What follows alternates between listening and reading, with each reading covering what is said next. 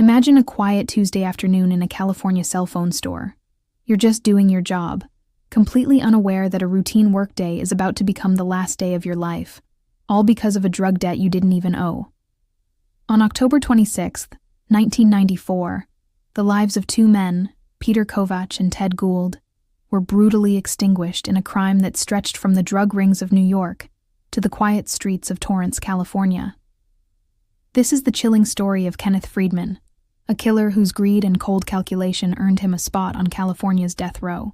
Before we dive into the dark details of this case, take a quick second to hit that like button, share this episode with a fellow true crime fan, and subscribe to the Calendar of Crime so you don't miss future episodes. Your support helps us keep the calendar turning. Our story begins at the Galleria Telecom store in Torrance, where 26-year-old Peter Kovach and 29-year-old Ted Gould were working. Peter, the primary target, had a connection to a New York drug operation led by Howard Bloomgarden. Bloomgarden believed Kovach had stolen money from his East Coast narcotics organization, and he wanted it back. Or else. He dispatched Kenneth Friedman and 3 other men to California with a clear mandate: abduct Kovach and force him to turn over the cash. On that fateful October day, Friedman and his crew stormed the store. Kovach was quickly subdued, but Ted Gould, an innocent bystander and co-worker, who was simply in the wrong place at the wrong time, became a fatal liability. The 2 men were kidnapped and taken to a nearby motel, a makeshift prison where their fates were sealed not by a gun, but by a chillingly intimate weapon. It was Kenneth Friedman himself who carried out the executions. Peter Kovach was the first to die, strangled by Friedman.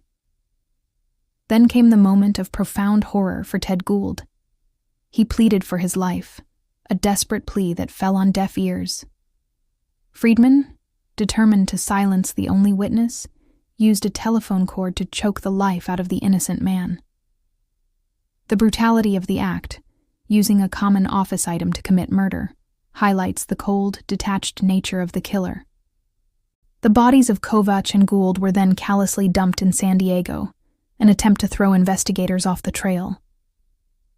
But the threads of this interstate crime were already beginning to unravel. The investigation soon connected the California murders back to the New York drug bust and the Bloomgarden organization. Friedman, who had used a string of aliases like Anthony Zito and Tony Russo, was initially convicted in 1996 on federal racketeering charges, earning him 2 life sentences. However, the state of California was not finished with him. After exhausting his federal appeals, he was brought back to Los Angeles County to face the state murder charges. The trial was a grim recounting of the events. Friedman eventually pleaded guilty to the kidnapping and strangulation of both men. His brother, Gary Friedman, was also implicated and is currently serving 3 life terms for his role in the killings. The mastermind, Howard Bloomgarden, also faced trial. On December 2, 2005, Kenneth Friedman, at the age of 52, was sentenced to death.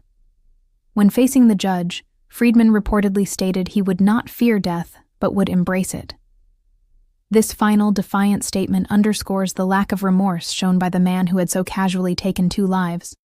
He joined the hundreds of others on California's death row, a final, somber destination for a life consumed by drug-related violence and murder. The case of Kenneth Friedman is a stark reminder of how the dark shadow of organized crime can reach out and destroy innocent lives, turning a simple workday into a tragedy. Thanks for watching. Please comment, share, like, and subscribe for future episodes from the Calendar of Crime.